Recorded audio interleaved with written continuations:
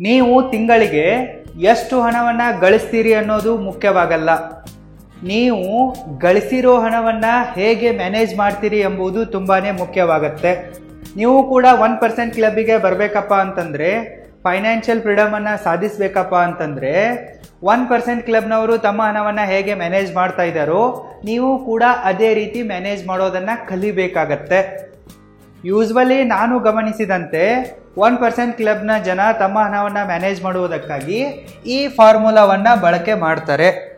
ಆ ಫಾರ್ಮುಲಾ ಯಾವುದಪ್ಪ ಅಂತಂದರೆ 15:65:20. ಸೊ ನೀವು ಕೂಡ ಈ ಫಾರ್ಮುಲಾದಂತೆ ನಿಮ್ಮ ಹಣವನ್ನು ಮ್ಯಾನೇಜ್ ಮಾಡಿದ್ರಪ್ಪ ಅಂತಂದರೆ ನಿಮಗೂ ಕೂಡ ಫೈನಾನ್ಷಿಯಲಿ ಸಕ್ಸಸ್ ಸಿಗತ್ತೆ, ಫೈನಾನ್ಷಿಯಲ್ ಫ್ರೀಡಮ್ ಕೂಡ ಸಿಗತ್ತೆ, ನೀವು ಕೂಡ 1% ಕ್ಲಬ್ಬಿಗೆ ಹೋಗ್ಬೋದು.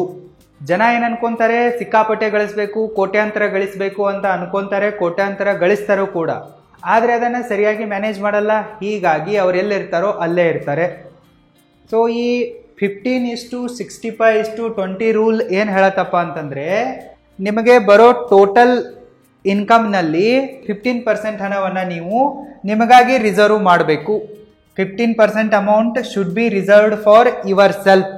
ಜನ ಏನು ಮಾಡ್ತಾರಪ್ಪ ಅಂತಂದರೆ ಯೂಸ್ವಲಿ ತಮಗೆ ಇನ್ಕಮ್ ಬಂದ ನಂತರ, ಸ್ಯಾಲ್ರಿ ಬಂದ ನಂತರ ಬೇರೆ ಎಲ್ಲ ಖರ್ಚುಗಳನ್ನು ಮಾಡ್ತಾರೆ, ಮತ್ತು ಕೊನೆಗೆ ದುಡ್ಡು ಉಳಿತಪ್ಪ ಅಂತಂದರೆ ತಮಗೋಸ್ಕರ ಖರ್ಚು ಮಾಡ್ತಾರೆ. ಆದರೆ 1% ಕ್ಲಬ್ಬಿನ ಜನ ಆ ರೀತಿ ಮಾಡಲ್ಲ. They pay their self first. You also should pay yourself first. ಎಲ್ಲದಕ್ಕಿಂತ ಮೊದಲು ನೀವು ನಿಮಗೆ ಪೇಮೆಂಟನ್ನು ಕೊಡಬೇಕು ಅಂತಂದರೆ ನಿಮಗೆ ಫಸ್ಟ್ ಪ್ರಿಯಾರಿಟಿಯನ್ನು ಕೊಡಬೇಕು. 15% ಹಣವನ್ನು ನಿಮಗೋಸ್ಕರ ರಿಸರ್ವ್ ಮಾಡ್ಕೋಬೇಕು. ಯಾಕೆ 1% ಕ್ಲಬ್ನ ಜನ ಈ 15% ಹಣವನ್ನು ತಮಗಾಗಿ ರಿಸರ್ವ್ ಮಾಡ್ಕೊತಾರಪ್ಪ ಅಂತಂದರೆ ಪೀಸ್ ಆಫ್ ಮೈಂಡ್, ಮನಸ್ಸಿನ ಶಾಂತಿಗೋಸ್ಕರ ಇದನ್ನು ರಿಸರ್ವ್ ಮಾಡ್ಕೊಂಡು ಇಟ್ಕೊತಾರೆ. ಸ್ಯಾಲ್ರಿ ಬಂದ ತಕ್ಷಣ ಮಿಕ್ಕ ಎಲ್ಲ ಖರ್ಚುಗಳನ್ನು ಮಾಡಿ ಉಳಿದ್ರೆ ಸೇವಿಂಗ್ ಮಾಡೋಣ, ಉಳಿದ್ರೆ ಖರ್ಚು ಮಾಡೋಣ ಅಂತೇಳಿ ಅವ್ರು ಮಾಡಲ್ಲ. ಸೊ ಫಸ್ಟ್ ಅವ್ರು ಏನು ಮಾಡ್ತಾರಪ್ಪ ಅಂತಂದರೆ ಸ್ಯಾಲ್ರಿ ಅಥವಾ ಇನ್ಕಮ್ ಬಂತಪ್ಪ ಅಂತಂದರೆ 15% ಹಣವನ್ನು ರಿಸರ್ವ್ ಮಾಡೋದು. ಸೊ ಅದರಿಂದ ಅವ್ರು ಏನು ಮಾಡ್ತಾರೆ, ಎಮರ್ಜೆನ್ಸಿ ಫಂಡನ್ನು ಬಿಲ್ಡ್ ಮಾಡ್ತಾರೆ. ನಿಮಗೆ ಗೊತ್ತಾಗಲ್ಲ ಹಣದ ಸಮಸ್ಯೆ ಹೆಂಗೆ ಬರುತ್ತೆ ಅಂಥೇಳಿ. ಸಡನ್ಲಿ ನಿಮ್ಮ ಜಾಬ್ ಲಾಸ್ ಆಗ್ಬೋದು, ಬಿಸ್ನೆಸ್ ಲಾಸಿಗೆ ಹೋಗ್ಬೋದು, ನಿಮಗೆ ಎಲ್ಲೆಲ್ಲಿಂದ ಇನ್ಕಮ್ ಬರುತ್ತಲ್ಲ ಅಲ್ಲಿಂದ ಬರೋದು ನಿಲ್ಬೋದು, ಇಲ್ಲ ನಿಮಗೇನಾದರೂ ಆಕ್ಸಿಡೆಂಟ್ ಆಗ್ಬೋದು, ಹೆಲ್ತ್ ಇಶ್ಯೂಸ್ ಆಗಿ ದೊಡ್ಡ ಹಾಸ್ಪಿಟಲ್ ಬಿಲ್ ಬರ್ಬೋದು. ಈ ರೀತಿ ಯಾವುದೇ ರೀತಿಯಲ್ಲಿ ಸಮಸ್ಯೆ ನಿಮ್ಮ ಹತ್ರ ಬರ್ಬೋದು. ಅದಕ್ಕಾಗಿ ಅವರು ಎಮರ್ಜೆನ್ಸಿ ಫಂಡನ್ನು ಬಿಲ್ಡ್ ಮಾಡುವುದಕ್ಕಾಗಿ ಈ 15% ಹಣವನ್ನು ಪ್ರತಿ ತಿಂಗಳು ಇಲ್ಲಿ ಸೆಪ್ರೇಟಾಗಿ ತೆಗೆದಿಡ್ತಾ ಇರ್ತಾರೆ. ಎಮರ್ಜೆನ್ಸಿ ಫಂಡು ಹೆಂಗೆ ಬಿಲ್ಡ್ ಮಾಡ್ತಾರೋ ಅದೇ ರೀತಿ ಅವರು ಅಪರ್ಚುನಿಟಿ ಫಂಡನ್ನು ಬಿಲ್ಡ್ ಮಾಡ್ತಾರೆ. ಎಮರ್ಜೆನ್ಸಿ ಹೆಂಗೆ ಯಾವಾಗ ಬೇಕಾದರೂ ಬರುತ್ತೋ ಅದೇ ರೀತಿ ಅಪರ್ಚುನಿಟಿ ಕೂಡ ಹೇಳದೆ ಕೇಳದೆ ಯಾವಾಗ ಬೇಕಾದರೂ ಬರ್ಬೋದು. ಈಗ ಕೋವಿಡ್ ಬಂದಿತ್ತು. ಕೋವಿಡ್ ಬಂದಾಗ ಎಲ್ಲರೂ ಕೂಡ ಸ್ಯಾಲ್ರಿಯನ್ನು ಕಳ್ಕೊಂಡ್ಬಿಟ್ಟು ದುಡ್ಡಿಲ್ಲ ಅಂತೇಳಿ ಅಳ್ತಾ ಕೂತಿದ್ರು. ಆದರೆ ಯಾರ ಹತ್ರ ಅಪರ್ಚುನಿಟಿ ಫಂಡ್ ಇತ್ತಲ್ಲ ಅವರು ಸ್ಟಾಕ್ ಮಾರ್ಕೆಟ್ನಲ್ಲಿ ಇನ್ವೆಸ್ಟ್ ಮಾಡಿದ್ರು, ಸಸ್ತಾ ರೇಟಲ್ಲಿ ಜಮೀನುಗಳನ್ನು ಖರೀದಿ ಮಾಡಿದ್ರು, ಪ್ಲಾಟ್ಗಳನ್ನು ಖರೀದಿ ಮಾಡಿದ್ರು, ಬೇರೆಯವರ ಬಿಸ್ನೆಸ್ಗಳನ್ನು ಅಕ್ವೈರ್ ಮಾಡ್ಕೊಂಡ್ಬಿಟ್ರು. ದುಡ್ಡಿರೋರು ಈ ರೀತಿ ಅದನ್ನು ಅಪರ್ಚುನಿಟಿಯಾಗಿ ಬಳಸಿಕೊಂಡ್ರು. ಅದಕ್ಕಾಗಿ ಅವರು ಅಪರ್ಚುನಿಟಿ ಫಂಡನ್ನು ಬಿಲ್ಡ್ ಮಾಡ್ತಾರೆ.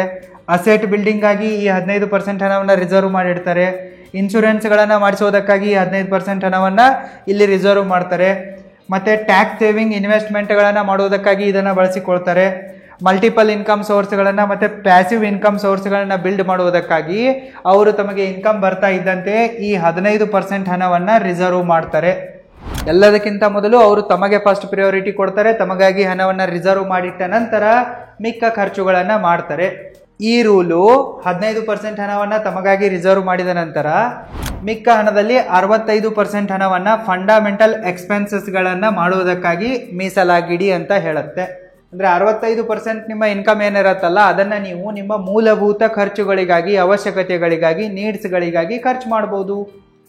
ಇದರಲ್ಲಿ ಯಾವ್ದಾವ್ದು ಬರುತ್ತಪ್ಪ ಅಂತಂದರೆ ನಿಮ್ಮ ಮನೆಯ ರೆಂಟ್ ಇರಬಹುದು, ನಿಮ್ಮ ಸ್ವಂತ ಮನೆ ಇತ್ತಪ್ಪ ಅಂತಂದರೆ ಅದರ ಮೇಲೆ ಏನಾದರೂ ಲೋನ್ ಮಾಡಿದರೆ ಆ ಲೋನಿನ EMI ಇರಬಹುದು, ಗ್ರಾಸರಿಗಳನ್ನು ತರೋದಾಗಿರಬಹುದು, ಯುಟಿಲಿಟೀಸ್ ಆಗಿರಬಹುದು, ಟ್ರಾನ್ಸ್ಪೋರ್ಟೇಷನ್ ಆಗಿರಬಹುದು. ಈ ರೀತಿ ನೀವು ಬದುಕೋಕೆ ಏನೇನೆಲ್ಲ ಖರ್ಚುಗಳಾಗ್ತಾ ಇರ್ತಾವಲ್ಲ ಆ ಖರ್ಚುಗಳನ್ನು ನಿಭಾಯಿಸುವುದಕ್ಕಾಗಿ ಅವರು 65% ಹಣವನ್ನು ಇಲ್ಲಿ ಯೂಸ್ ಮಾಡ್ಕೊತಾರೆ.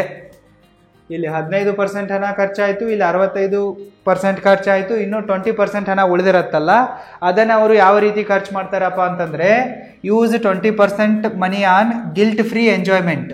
ಗಿಲ್ಟ್ ಫ್ರೀ ಎಂಜಾಯ್ಮೆಂಟ್ಗಳ ಮೇಲೆ ಅವರು ಮಿಕ್ಕ 20% ಹಣವನ್ನು ಯುಟಿಲೈಸ್ ಮಾಡ್ತಾರೆ, ಖರ್ಚು ಮಾಡ್ತಾರೆ.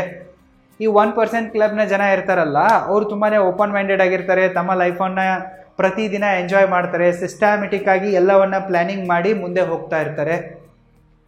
ನಾವು ಮಿಡಲ್ ಕ್ಲಾಸ್ನವರು ಬಡವರು ಏನು ಮಾಡ್ತೀವಿ, ಗಿಲ್ಟ್ ಬರೋ ಥರ ಇರುವ ವಸ್ತುಗಳನ್ನ ಮೇಲೆ ಇಲ್ಲವೇ ಗಿಲ್ಟ್ ಆಗೋ ಥರ ಇರುವ ಎಂಜಾಯ್ಮೆಂಟ್ಗಳ ಮೇಲೆ ದುಡ್ಡನ್ನು ಖರ್ಚು ಮಾಡ್ತೀವಿ. ಉದಾಹರಣೆಗಾಗಿ ಹೇಳ್ಬೇಕಂತಂದ್ರೆ ಸ್ಮೋಕಿಂಗ್ ಮಾಡೋದಕ್ಕೆ, ಆಲ್ಕೋಹಾಲ್ ಕುಡಿಯೋದಕ್ಕೆ, ನಾನ್ ವೆಜ್ ತಿನ್ನೋದಕ್ಕೆ, ಈ ರೀತಿ ಯಾವುದನ್ನ ಮಾಡೋದ್ರಿಂದ ನಮಗೆ ಗಿಲ್ಟ್ ಫೀಲ್ ಆಗುತ್ತೋ, ನಮ್ಮ ಹೆಸರು ಕೆಡುತ್ತೋ, ಹೆಲ್ತ್ ಕೆಡುತ್ತೋ ಅಂಥವುಗಳ ಮೇಲೆ ನಾವು ದುಡ್ಡನ್ನು ಸುಡ್ತೀವಿ. ಆದರೆ ಈ 1% ಕ್ಲಬ್ನ ಜನ ಇರ್ತಾರಲ್ಲ, ಅವರು 20% ಹಣವನ್ನು ಗಿಲ್ಟ್ ಫ್ರೀ ಎಂಜಾಯ್ಮೆಂಟ್ಗಳ ಮೇಲೆ ಇನ್ವೆಸ್ಟ್ ಮಾಡ್ತಾರೆ. ಉದಾಹರಣೆ ಕೊಡಬೇಕಪ್ಪ ಅಂತಂದರೆ ಹೆಲ್ದಿ ಆಗಿರುವ ಫನ್ನು ಮತ್ತು ಎಂಜಾಯ್ಮೆಂಟ್ಗಳ ಮೇಲೆ ದುಡ್ಡನ್ನು ಖರ್ಚು ಮಾಡ್ತಾರೆ. ಮೆಟೀರಿಯಲಿಸ್ಟಿಕ್ ವಸ್ತುಗಳಿಗಿಂತ ಮೆಮೊರಿಗಳು ಜಾಸ್ತಿ ಸುಖವನ್ನು ಕೊಡ್ತವೆ, ಅದಕ್ಕಾಗಿ ಮೆಮೊರಿಗಳ ಮೇಲೆ ದುಡ್ಡನ್ನು ಖರ್ಚು ಮಾಡ್ತಾರೆ. ಅಡ್ವೆಂಚರ್ಗಳ ಮೇಲೆ, ಟ್ರೆಕ್ಕಿಂಗ್ ಆಗಿರ್ಬೋದು, ವಾಟರ್ ಸ್ಪೋರ್ಟ್ ಆಕ್ಟಿವಿಟಿ ಆಗಿರ್ಬೋದು, ಮ್ಯೂಸಿಕ್ ಆಗಿರ್ಬೋದು, ಡ್ಯಾನ್ಸ್ ಆಗಿರ್ಬೋದು, ಇಂತಹ ಎಕ್ಸ್ಪೀರಿಯನ್ಸ್ಗಳ ಮೇಲೆ ದುಡ್ಡನ್ನು ಖರ್ಚು ಮಾಡ್ತಾರೆ. ಏನೋ ಫ್ಯಾಮಿಲಿಯೊಂದಿಗೆ ಕ್ವಾಲಿಟಿ ಟೈಮನ್ನು ಸ್ಪೆಂಡ್ ಮಾಡೋದಕ್ಕಾಗಿ ಫ್ಯಾಮಿಲಿ ಟೂರ್ ಹೋಗ್ತಾರೆ, ಟ್ರಾವೆಲಿಂಗ್ ಹೋಗ್ತಾರೆ, ಅದ್ರ ಮೇಲೆ ದುಡ್ಡನ್ನು ಖರ್ಚು ಮಾಡ್ತಾರೆ. ಪರ್ಸ್ನಲ್ ಫುಲ್ಫಿಲ್ಮೆಂಟ್ಗೋಸ್ಕರ, ಪರ್ಸ್ನಲ್ ಡೆವಲಪ್ಮೆಂಟ್ಗೋಸ್ಕರ ದುಡ್ಡನ್ನು ಖರ್ಚು ಮಾಡ್ತಾರೆ. ಸ್ಕಿಲ್ಗಳನ್ನು ಡೆವಲಪ್ಮೆಂಟ್ ಮಾಡೋದಕ್ಕಾಗಿ ದುಡ್ಡನ್ನು ಖರ್ಚು ಮಾಡ್ತಾರೆ. ಈ ರೀತಿ ಅವರು 20% ಹಣವನ್ನು ಗಿಲ್ಟ್ ಫ್ರೀ ಎಂಜಾಯ್ಮೆಂಟ್ಗಾಗಿ ಇನ್ವೆಸ್ಟ್ ಮಾಡ್ತಾರೆ. ನೀವು ಕೂಡ ಈ ರೀತಿ ಮಾಡ್ಬೋದು. ಒಂದು ವೇಳೆ ನಿಮಗೂ ಕೂಡ ಪ್ರೊಫೆಷನಲ್ ವಿಡಿಯೋ ಎಡಿಟಿಂಗನ್ನು, ಮೊಬೈಲ್ ವಿಡಿಯೋ ಎಡಿಟಿಂಗನ್ನು ಕಲಿಯುವ ಆಸೆ ಇದ್ದರೆ, ಯೂಟ್ಯೂಬ್ ಚಾನಲ್ ಕ್ರಿಯೇಷನ್ನು ಮತ್ತು ಮ್ಯಾನೇಜ್ಮೆಂಟನ್ನು ಕಲಿಯುವ ಆಸೆ ಇದ್ದರೆ, ಟೈಮ್ ಮ್ಯಾನೇಜ್ಮೆಂಟ್ ಸ್ಕಿಲ್ಲನ್ನು ಕಲಿಯುವ ಆಸೆ ಇದ್ದರೆ, ಲಿಂಕ್ ಈ ವಿಡಿಯೋದ ಡಿಸ್ಕ್ರಿಪ್ಷನ್ ಬಾಕ್ಸಲ್ಲಿದೆ, ಚೆಕ್ಔಟ್ ಮಾಡಿ ಮತ್ತು ನಮ್ಮ ಕೋರ್ಸಸ್ಗಳಿಗೆ ಜಾಯಿನ್ ಆಗಿ ಕಲೀರಿ. ಸೊ 1% ಕ್ಲಬ್ನವರು ತಮ್ಮ ಹಣವನ್ನು ಮ್ಯಾನೇಜ್ ಮಾಡುವುದಕ್ಕಾಗಿ ಈ 15:65:20 ಈ ನಿಯಮವನ್ನು ಫಾಲೋ ಮಾಡ್ತಾರೆ. ನಿಮಗಿದು ಅರ್ಥ ಆಗಿದ್ದರೆ, ಇಂಟ್ರೆಸ್ಟ್ ಇದ್ದರೆ ನೀವು ಕೂಡ ಫಾಲೋ ಮಾಡ್ಬೋದು, ನಿಮ್ಮ ಲೈಫಲ್ಲಿ ಮುಂದೆ ಹೋಗ್ಬೋದು. ನಾನಂತೂ ನನ್ನ ಲೈಫಲ್ಲಿ ಗ್ರೋ ಆಗೋದಕ್ಕಾಗಿ ಈ ಒಂದು ಮನಿ ಮ್ಯಾನೇಜ್ಮೆಂಟ್ ರೂಲನ್ನು ಫಾಲೋ ಮಾಡ್ತಾ ಇರುವೆ. ನಿಮಗೆ ಇಂಟ್ರೆಸ್ಟ್ ಇದ್ದರೆ ನೀವು ಮಾಡ್ಬೋದು. All the very best. Thank you so much.